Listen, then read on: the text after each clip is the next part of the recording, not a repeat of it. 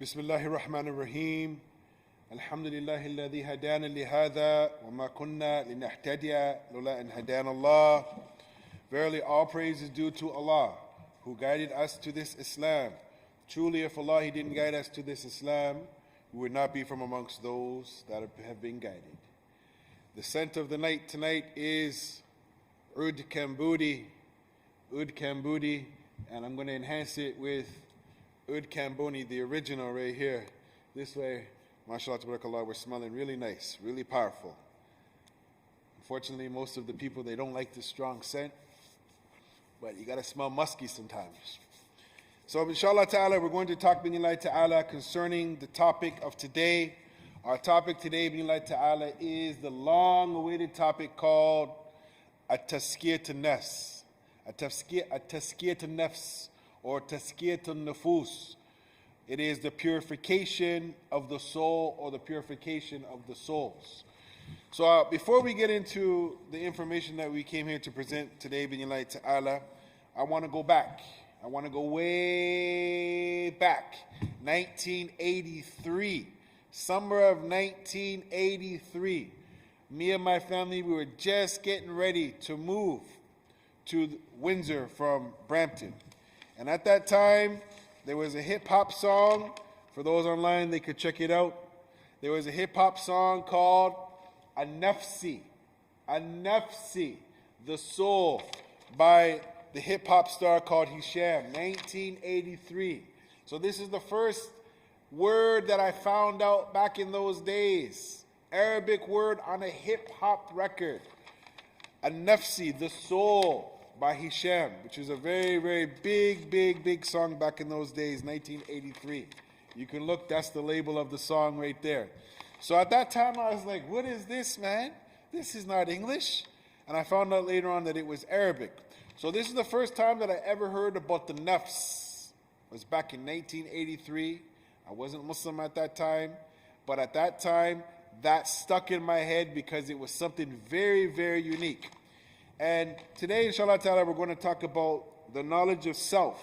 As also in the hip-hop culture, especially what they call the 5% nation, and they're not authentic Orthodox Muslims, but from them we got one of the best people that came out, and one of their teachers, who we're going to talk about, Malcolm X, rahmatullah alayhi, he had a student called Clarence 13X, who's not Muslim, as long as we know that. But they came up with the information of knowledge of self. Knowledge of self. And knowledge of self, ya ikhwan, it is something that the old school hip hop, many of those people that were promoting that stuff back in those days, as well as some of the new style hip hop, those that are conscious, they talk about the knowledge of self. Knowledge of self, to better myself.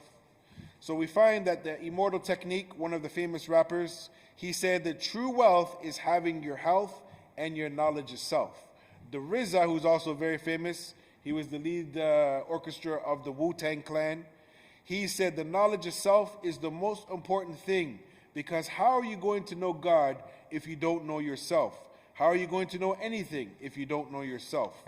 So even Muhammad Ali, rahmatullah alayhi, he said, my wealth is my knowledge of self. My knowledge of self-love and spirituality. So this thing, brothers and sisters, for some people, the knowledge of self, psychology, self-knowledge is term used in psychology to describe the information that an individual draws upon when finding an answer to a question like, what am I? What am I like? While seeking to develop the answer to the question, self-knowledge requires ongoing self-awareness and self-consciousness. Knowledge of self. The main entry focused on knowledge of one's mental status. Yet self-knowledge can also be used to refer to knowledge of self and its nature. Issues about knowledge and self include, how is it that one distinguishes oneself from others as an object of self-attribution, whether self-awareness yields a grasp of material or non-material nature of self, whether self-awareness yields a grasp of one's personal identity over time, or sort of self-understanding is required for rational or free agency. These issues are closely connected with referential semantics, the mind-body problem, metaphysics of personal identity, moral psychology, respectively, This section briefly sketches some prominent views about the knowledge of self arising from debates in these areas. What has this got to do with us? Very good question. 1991, Abu Shahadah became a Muslim. I had a book at that time. I had it. I gave it to another brother. This book I've had since 1991. This little book right here. 1991, I've kept these books as I used to doodle. I used to work security, and I used to work a job at the gas station. And while I was there, if I was able to I used to borrow books from other brothers as well. And I copied in that book from then to now. Inshallah ta'ala, it's still here. These are the papers here that I wrote down. Okay? And in this paper here, lo and behold, nafsul amara, sensual pleasure, passion, impulsive gratification, anger, envy, greed, conceit. Its concerns are preservation of the body, jism, gratification of physical appetites, bahmiya, the ego, enhancement, behaviors exclusive to the nafs al-amara, are not expressions of the higher lordly spiritual rabbaniya in a man. Imagine, I wrote this in 1991. An-nafs al-lawama, the nafs. Al-lawama's essential function is to warn a person's suggestion of the waswas, of the Satan, to reproach the person for not heeding the warnings. The nafs al-lawama does not subjugate the self with overbearing restrictions. Instead, it keeps the person on guard against the domination by lower desires, shahwa, which if not disciplined, strive self-development. When heeded by the person, the nafs al-lawama opens the doors towards attraction to virtue and righteousness. This is from 1991. I wrote this in the book. An-nafs al-muhimma is inspired to become righteous and pious, taqwa, to see the truth and to resolve to please Allah as much as possible. Having matured beyond obedience to Allah, mainly to avoid punishment. The self seeks good for its own value, aspiring to be transformed into a truly humble servant of Allah. The nafs al-muhimma realizes the true light is a guidance of Allah. The nafs al-muhimma feels accountable and responsible towards itself and seeks God's guidance. Next one. An-nafs al-qana'a is the self-content, self-satisfied with what it has and not given to looking after the material possessions. This so-called good thing in life. This nafs is aware that dissatisfaction with any provision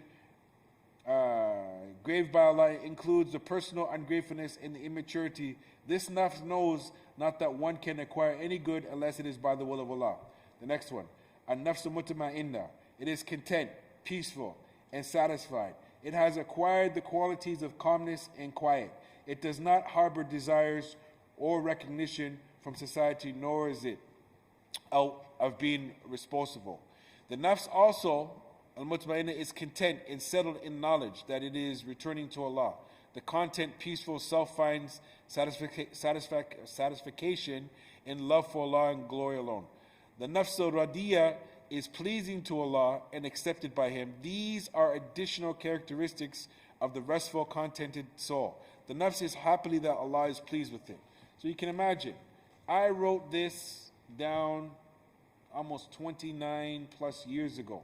The last one, An-nafs al-kamila, is perfected, complete self. Its purification is the moral perfection, purified of all cardinal desires, shahwa, resulting in pure consciousness of Allah. Self-veiling from pure light gives way to divine consciousness.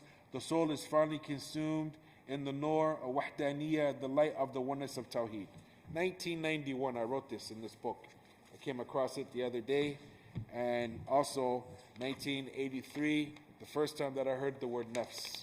So now let us begin our topic, bi'idhnillahi ta'ala. We're going to deal with one of the sections from this book. And this is one of the most beautiful books that I've read. This book is called Purification of the Soul. It is called Ashratul Qawaid fi Tazkiyah nafs, 10 principles concerning the purification of the soul, by Sheikh Abdul Razak Al-Badr Abdul Muhsin Al-Abad, Hafidhahullah Ta'ala. We've been quoting from some of the other books that he wrote. He wrote the other book that we were dealing with the other day. We were dealing with one of the books on dua, and now we're dealing with the 10th principle in this book called knowing the self. Knowing the self. So what we're basically going to do, inshallah ta'ala, is read this chapter, And I'll try to add a few points in, inshallah, so we can get the benefit. As this science is something which is mentioned in the Quran 1400 plus years ago. This has already been mentioned.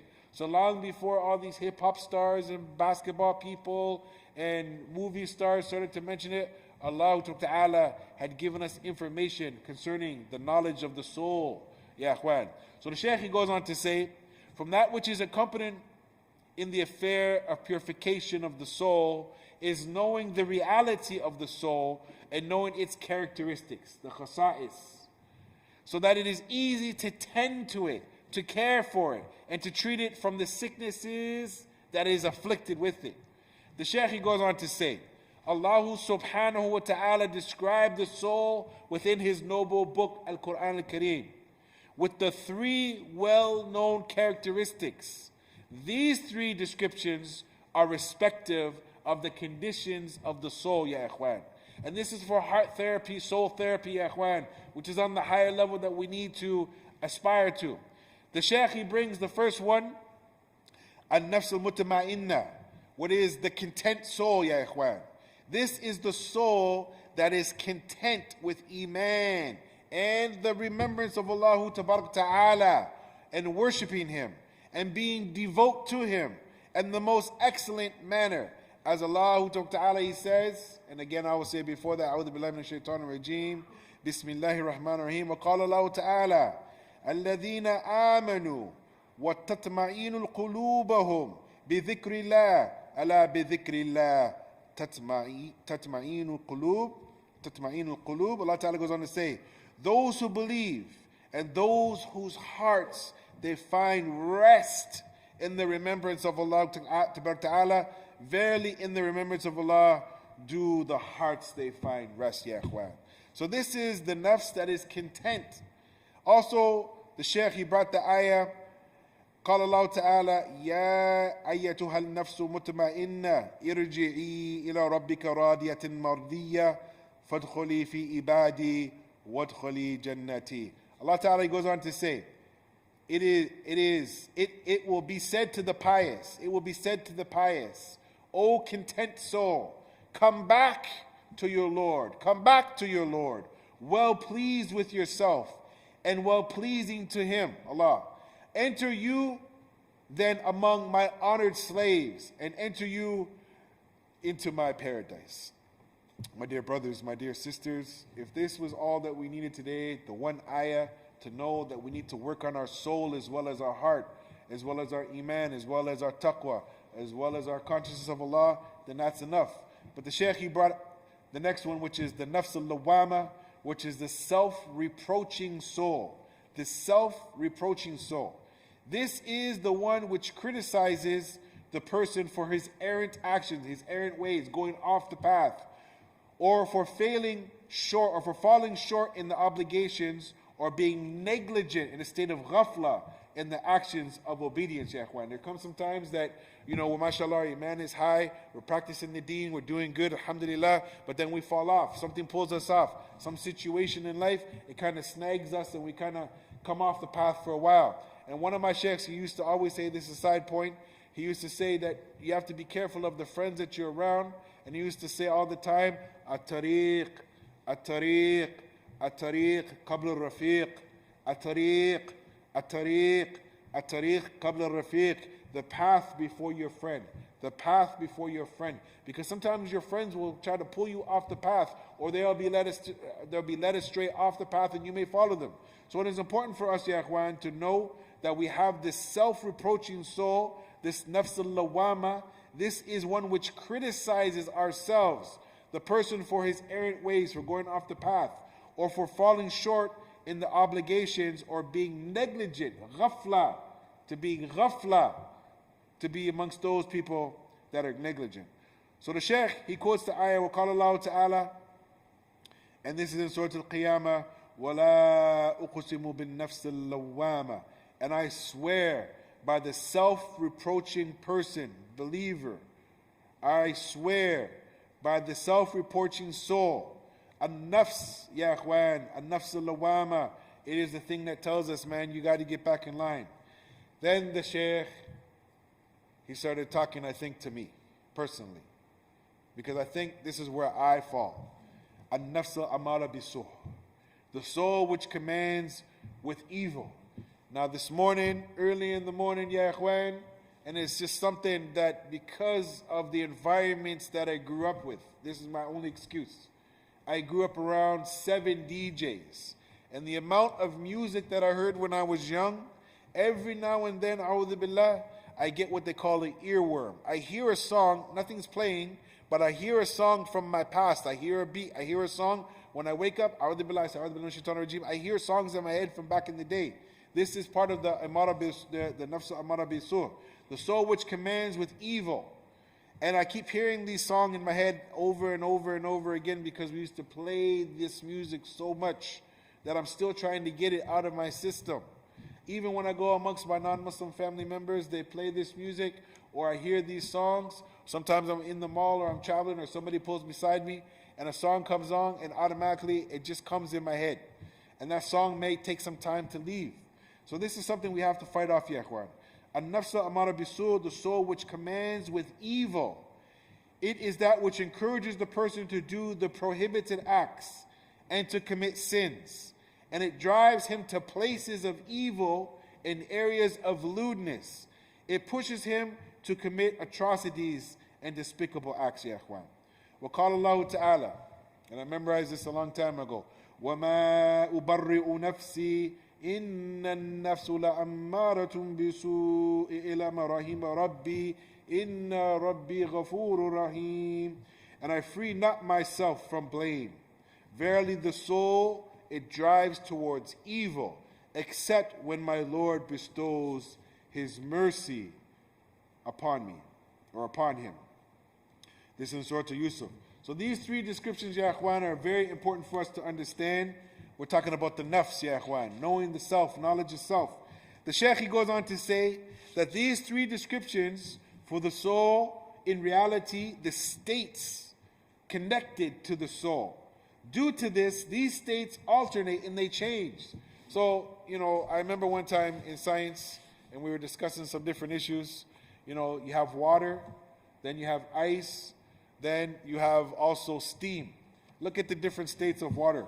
So these 3 different descriptions of the soul, in reality, the states connected to the soul, due to this, these states alternate and change in accordance with things that come to contact with the soul. So the reason that I mentioned that, ice, water, steam, this is taqarrub al-ma'na, to bring into your mind that water can go through different changes, ya ikhwan. So the Sheikh, he goes on to say that perhaps all of these 3 descriptions existed with a person in one day in accordance with the condition of the soul. So you could be at one level, then drop to another level, then drop to another level, or be at the bottom level, ascend to a higher level, and ascend to a higher level. That's what the Sheikh is saying. The people of knowledge have given examples for the soul, which clarifies its condition with the person in order to make it easy to fathom for the Muslims so that they may strive thereafter to rectify and to purify. To rectify and to purify. To rectify and to purify.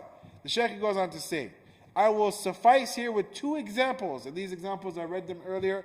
They're beautiful, but it's going to take us some time to read it. But inshallah, for those that are patient, you're going to get a beautiful lesson from the Sheikh. So the Sheikh, he brought the first example. I actually like the second example better than the first, but the first one is good too. The Sheikh, he brought the example, and this is mentioned by the illustrious Imam. Many of the people, they don't know this Imam.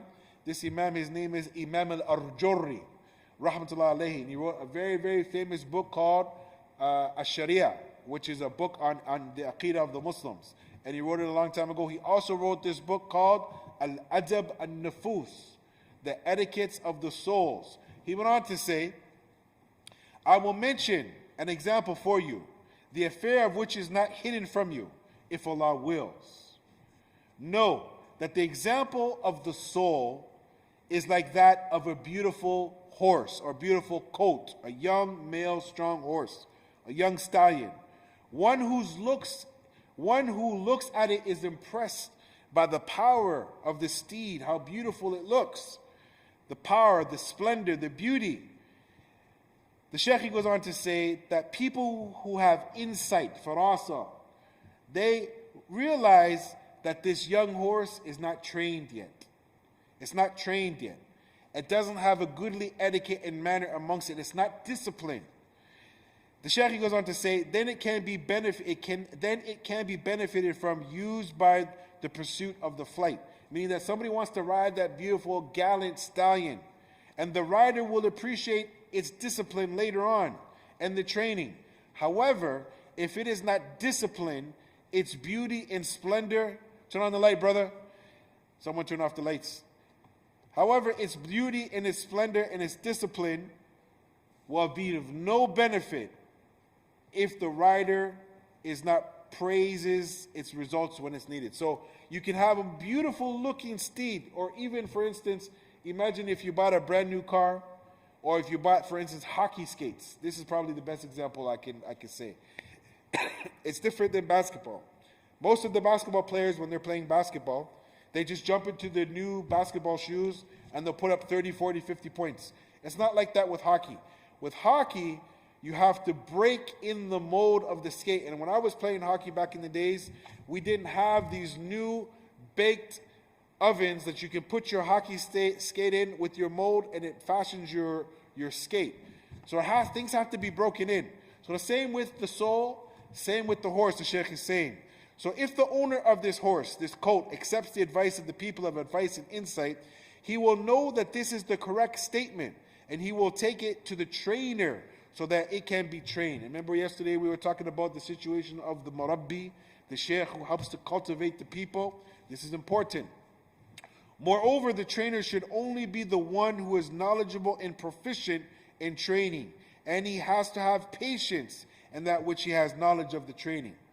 If he has this along with the training and his sincere work, the person will benefit from the steed trained by such a person. So if you want to have a championship horse, for those that follow horse racing or they know about horse racing in Arabia, it has to have a trainer so it can reach its ultimate goal. You can't just have a beautiful wild horse and try to jump on it and ride it. So the Sheikh goes on to say that if the trainer does not understand how to train a horse and does not know how to discipline the horses, he will corrupt this colt, this horse, and wear himself out, and the rider will not be pleased with the result. So the trainer has to know what he's doing. The Sheikh goes on to say, if the trainer has understanding of the training and the disciplining of the horses, however, despite his understanding of this, he is not patient with the difficulty of the training. He wants things to be easy for himself, and he is negligent regarding that which is binding upon him. From the sincerity in the training, he will corrupt this colt and be mean to it. Thus, it will not be suitable for the pursuit of flight for riding. So he will have a good look, but with no substance. So the horse will look good. It'll look strong and powerful. But now if you get on it, that horse is going to buck you off. It's going to knock you off. It might try to stamp on you. They goes, it makes those sounds. It might try to stamp on you. It might try to kick you. It might try to buck you off. And then, we've seen when the horse, it kicks back its back legs, you can get killed by one of those blows if the horse isn't trained properly. So the Sheikh goes on to say, if the owner is a trainer himself, he will regret his relaxation on the day by which regret will be of no benefit. He will look at something who is in pursuit of something and catches that while he is pursuing it. And when it's time for them to take the flight, meaning to ride the horse, they will swiftly do so with safety. Yet he will pursue something and not catch that which is the pursuit, and will take flight for something, but he will not be safe. All of this is due to the laxity and the lack of patience, despite his understanding of the affair. So let me just try to bring it up into 2021 understanding. Basically, you can't take no days off of working with your soul, brothers and sisters. The guy who works with the horse, he can't take a weekend off and not work with the horse, a couple days off, not let the horse work, not bring out the horse. Every single day, you got to work on yourself, brothers and sisters. There's no days off with this. You want to have one of those higher aspiring souls that is closer to Allah, you have to work hard working on the soul. The Sheikh goes on to say, then he will blame and censor himself, saying, why were you negligent? Why did you take some days off working with the horse? The horse was making some progress, but then you took 3 days off. Now the horse is back to square one. the horse is back to where it was, not the square one around the corner, meaning that the square one where you first started. So the Sheikh, he goes on to say, he will blame himself and censor himself, saying, why were you negligent? Why did you fall short? Due to my scanty amount of patience, everything which I dislike has come to me, and Allah's aid is sought. Allah musta'an. So imagine you made a little bit of progress, but then you took a couple of days off. Now whatever you built, all of a sudden, ya ikhwan, from that horse you got to go back to square one and start over again. So the Sheikh said, be intelligent. Be intelligent. May Allah have mercy upon you. And know that this example, and understand it, you will be successful and you'll be safe. This is the first example that Imam al-Ujurri clarifies the condition of the soul, and that it is like a colt or a young horse, which is in need of training and patience in doing so, and that one must be knowledgeable regarding the affairs that will rectify and purify, the soul. And that if this person is negligent regarding the knowledge of this training, he will have the utmost regrets at the end of the journey.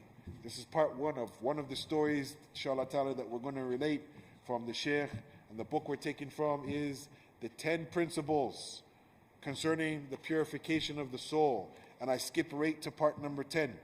The second example, and I knew that I had to come across this because I have not found any books that I believe that calls to my soul more than the books of Sheikh al-Islam, Ibn Qayyim rahmatullah alayhi. The second example that the Sheikh he brought is the example, this was mentioned by Ibn Qayyim rahimahullah when he went on to say that the soul is like a large, difficult mountain upon the path that leads to Allah. Pay attention, brothers, this is so important. This ibra, this amthila, this example, this parable is so beautiful. When I read it, I was just astonished of the thinking of the Sheikh. The soul is like a large, difficult mountain upon the path that leads to Allah. For every traveler, there is no path except by way of passing that mountain or getting by that mountain. So he must come to it. However, from them there are two struggles upon it. From them there is he for whom it is easy, and it is easy for the one who Allah makes it easy for. Within the mountain there are valleys and there are trails, mountain trails, passes in the valleys, passes in the ravines. But there's also prickles and thorns, entwining bushes and shrubs, things that will snag you, pull you, cut you, stop you, impede you. The Sheikh he also went on to say that there's also there are highway robbers. There are robbers who block the paths for those who traverse upon it, especially those who do it at night, meaning that you're trying to get to that mountain in the nighttime. It's even harder, traveling at nightfall. If they do not have the readiness of iman and the lanterns of certainty, yaqeen, which burn by the way of the oil of humility, tawadih. Indeed, if they lack these things, these these hindrances will take hold of them, and the impediments will obstruct them and stand between them on their long journey. And as you know, brothers and sisters, we need zad and ma'ad, we need provisions for this journey, trying to go back to Allah. As we all know, when someone dies, inna lillahi wa inna ilayhi raji'un, we must go back to Allah Azza wa Jal. From Allah we come, to Him we must return. So we need provisions on this journey, as Ibn Qayyim he said in his very beautiful book, Zad al-Mu'ad, provisions for the hereafter, brothers. So the Sheikh Ibn Qayyim, he also wrote that beautiful book I mentioned the other day, Madaraj al-Salikin, the degrees of those who traverse the paths. We find, ya ikhwan, that it is very important to know this message that these ulama, these heart and soul doctors, they've given us information. If we pay attention and try hard to understand this, then there's a great lessons for us to learn. The Sheikh he goes on to say that most of the travelers who travel through this mountain are not able to overcome and defy the obstacles of the shaitan, because shaitan is at the top of the mountain, meaning at the highest point, warning the people against climbing and elevating upon it. He's telling you, no, don't come up here. Oh, you don't want to come up here. It's not a good place. And on the other side, ya ikhwan, is beautiful things. He's there to try to impede you and to block you and to destroy your way and to stop you from getting to quote unquote what they call the promised land. The Sheikh, he goes on to say, warning the people against climbing and elevating upon it, frightening them from doing so. So the Sheikh goes on to say, the difficulty of the climb is combined with the sitting of his frightener at the highest point, along with the weaknesses of resolve and the intention of the traveler, which results in cessation of travel. So as you're getting there, you know that you got to go on this long journey with lots of roads, and there's all these impediments on the roads, and there's different paths, and there's things trying to pull you up. But you know when you get to the top, you got to go through the shaitan. You got to pass him. You got to get to the other side. So he's there waiting for us. We all know that shaitan is there. But all he can do is whisper, brothers and sisters. So the Shaykh, he goes on to say, and return upon giving up on the journey. The Shaykh goes on to say, the safe one is he whom Allah, he makes safe. So we have to ask Allah, oh Allah, help me on this journey back to you. Make me thabit. Ya muqallib al-qulub, thabbit qalbi ala dinik. Oh Allah, oh the changer of the hearts, make my heart firm upon this deen. The Shaykh goes on to say, every time the traveler climbs the mountain, the cry of the hinderer, his warning, and the attempt to frighten, it intensifies. The Shaykh says, oh, it's too hard to fast every Monday and Thursday. Oh, it's too hard to pray tahajjud. Oh, it's too hard to give sadaqah. Oh, it's too hard to do some good deeds. Oh, it's too hard to travel to go see your sick mother. He's going to tell you all these negative waswas. He's going to get in your head, and he's going to start telling you all types of evil things to stop you from doing the good deeds. The Shaykh goes on to say, if the person climbs the mountain and he reaches the top, all those things which frighten him are turned into safety. And at that point of the journey, it becomes easy. The impediments in the path, the afat ala tariq, the impediments of the path and the difficulty of the mountain pass, they are removed. And he sees the path to be wide and safe. By the way of this mountain, he is taken to the dwellings of beautiful oases and springs and beautiful dwellings. And upon it are the signposts and there are abodes that have been prepared for the honored guests of Ar-Rahman. The Shaykh, mashallah, Allahu Akbar, the Shaykh goes on to say, between the servant and happiness and success is the strength and the resolve, a time of patience, a time of courageousness of the soul and the firmness of the heart, and the bounty is in the hand of Allah. He gives it to whomever He wills, and Allah is the owner of the tremendous bounty. This example also makes clear to us that the state of the soul and that it requires from the person attention, treatment, and healing. Attention, treatment, and healing. If one does not struggle against in this legislated method and be patient with this, then it will escape him and be lost. So here's my points, brothers. The path, it is very long. It's called the Sirat al-Mustaqim. But we've learned through studying with our scholars that the Sirat al-Mustaqim is a bridge in this dunya that extends to the bridge in the hereafter, which we have to pass to get into the Jannah. And many people, if they get past this path and they get to the next path, the Sirat, then brothers, there's going to be things there that can pull you down, which will be your bad deeds and your bad sins can pull you. And the Prophet ﷺ said, some people will go by really fast, some people with blink of an eye, some like lightning, some like a fast steed, he said in one narration. And then he said some people will come crawling, some people will have a hard time, some people will fall off, some people will be pulled off. And then when you get to the other side, it's not over yet. You don't just get a chance to go into the pearly gates. There's something called the qantara, which is a plane before you go into the gates of the Jannah, where you're going to have to settle up. You lied on somebody, you stole from somebody, you backbit somebody, you did somebody wrong. You have to settle up these things before you get a chance, ya ikhwan. So the journey, it is a long journey. You're going to have to be patient on this journey. You're going to have every type of equipment that you need to get closer to Allah Azza wa Jalla on this journey. And that's why, brothers and sisters, books have been written for us where the scholars have made what is called istiqra' wa istinbat wa tatabbu' extraction. They deduce things from the book and the sunnah, and they made things what they call taqrib al-ma'na, things easy for us to understand. So why did Ibn Qayyim rahimahullah write the book called Zad al-Ma'ad? Why did he write these books? Showing the provisions that we need to go on the journey. And here's the fascinating thing that people, they don't know. Ibn Qayyim rahimahullah, while he was writing that book Zad al-Ma'ad, he was sitting on a donkey writing Zad al-Ma'ad. He wrote it on the donkey while he was traveling from one land to another. So you can imagine going through the crevices of the mountains and the valley passes. So he's seeing all of this, and he's not only talking about it in his books, he lived it, ya ikhwan. Who do we know right now that can sit on a donkey and travel from one land and write a book? 4 volumes in English, and I think I have it in 2 volumes in Arabic. An astonishing book. Provisions for the hereafter. Zad al-Mu'ad. I think it's Khair al-Ibad, I can't remember it exactly. Zad al-Mu'ad, provisions for the best of the servants, or for those servants.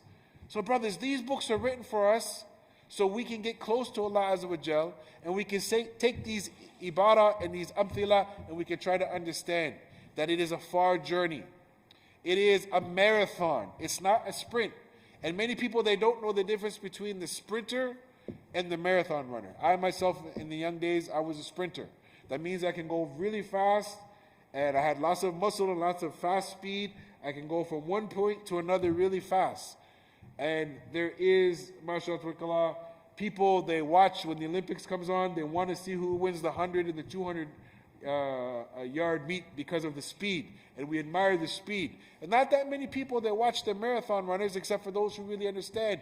People that can run 2K, 5K, 10K, 15K, 20K, 30K, 50K, whatever. These people, they're built differently. They're built for durability for a long run. They don't have a lot of strong muscle. They have long, lingy muscles. And they have to keep eating food on their journey. Drink a little bit of water, eat a granola bar or a power bar, and then keep running. The sprinter, he's different. He's got to eat things like bananas and stuff like that because he doesn't want his muscles to tweak while he's running. So even the eating and the format and the training is totally different, ya ikhwan. So for us, we are in a marathon, ya ikhwan. We're in a marathon. Ramadan right now, it is a marathon. It's very grueling. For us, we are blessed to live in North America. Right now, it's freezing cold outside. I'm wearing a sweater. Some of the brothers, I was talking to them the other day, they're in Mombasa, Kenya. Some brothers I know from Ohio.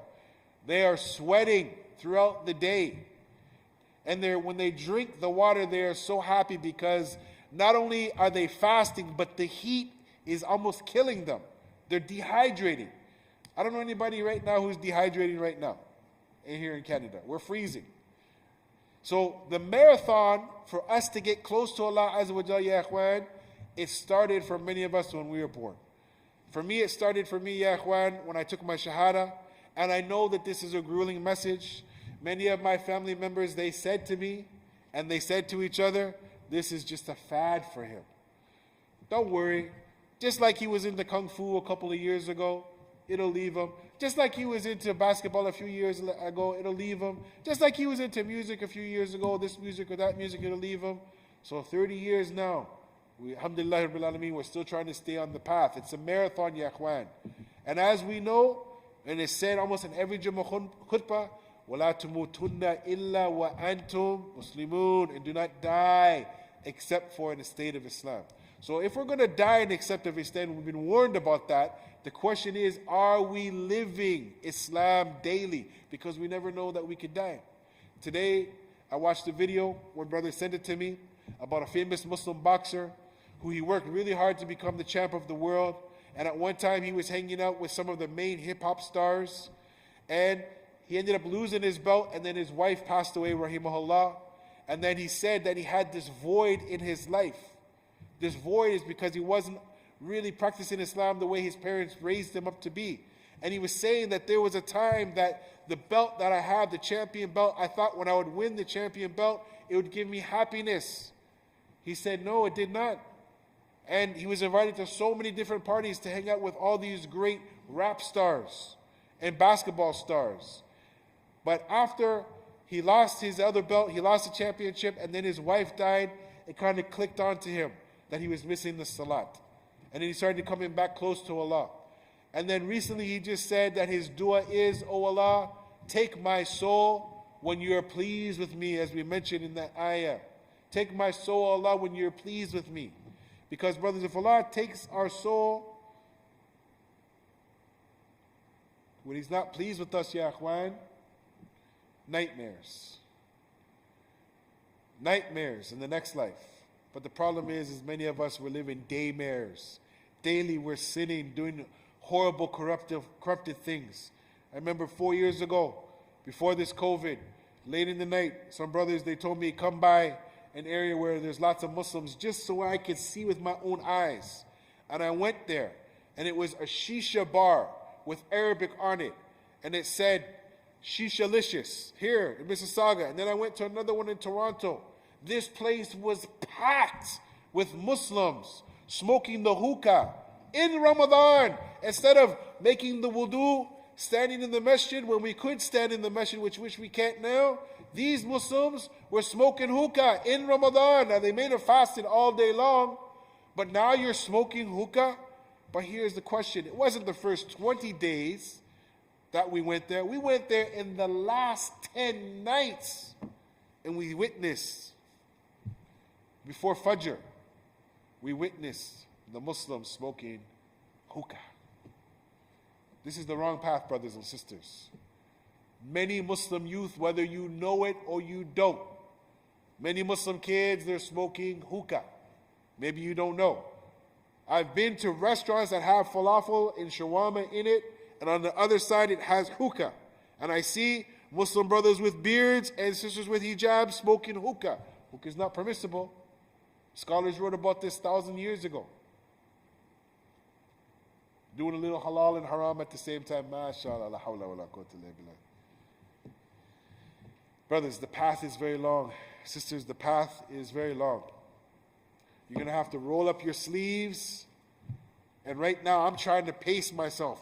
Right now, I've been doing lectures almost every other day. I'm trying to read my little bit of Quran, establish my salat when I can, call my family members. I'm trying to pace myself because the last 10 days are coming.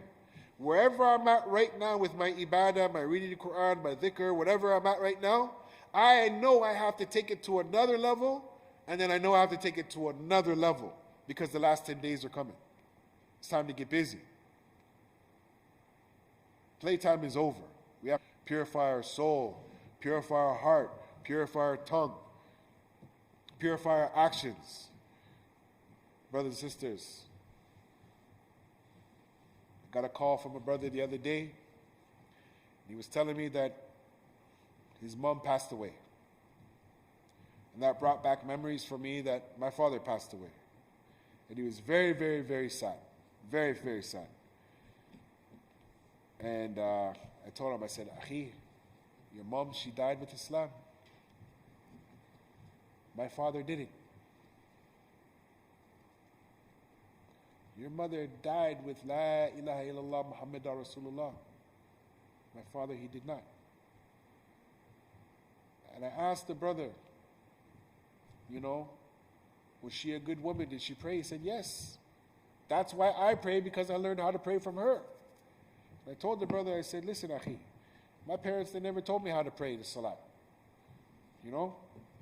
So you have to be grateful, brothers and sisters, for all the blessings that you have.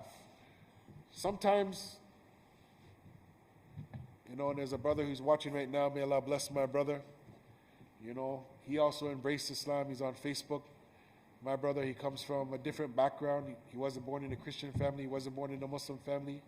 He was born in a Sikh family. Brothers, we realize that Islam has been given to you from the time of birth. We've had to fight for our Islam. I was kicked out of my house when I was young. So with that, brothers and sisters, Akhir da'wana, alhamdulillah rabbil alameen, I've gotten the signal that the adhan is here now. So may Allah bless you all, brothers and sisters. May Allah help you. And inshallah, may Allah help you to maintain your Islam in tough times. Please make dua for me as I'll make dua for you. Wa akhira da'wana alhamdulillah rabbil alameen. Assalamu alaikum wa rahmatullah. Allahu Akbar, Allahu Akbar,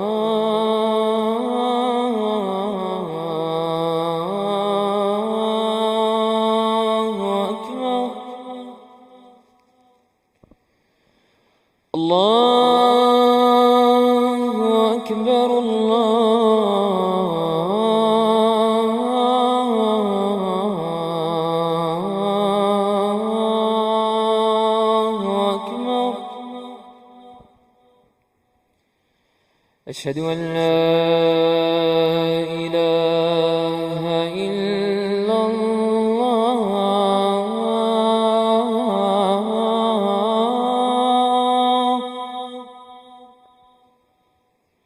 أشهد أن لا إله إلا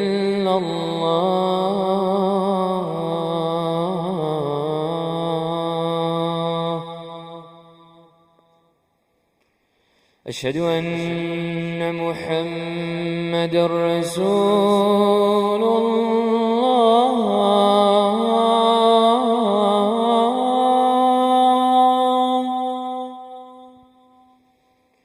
أشهد أن محمدًا رسول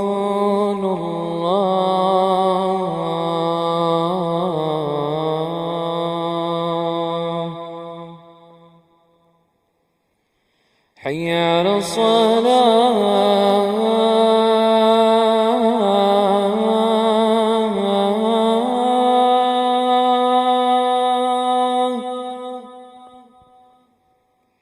حي على الصلاة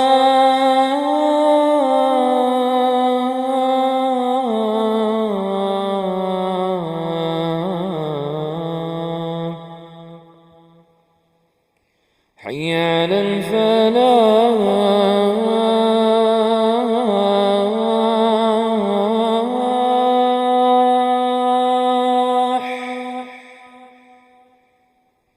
حي على الفلاح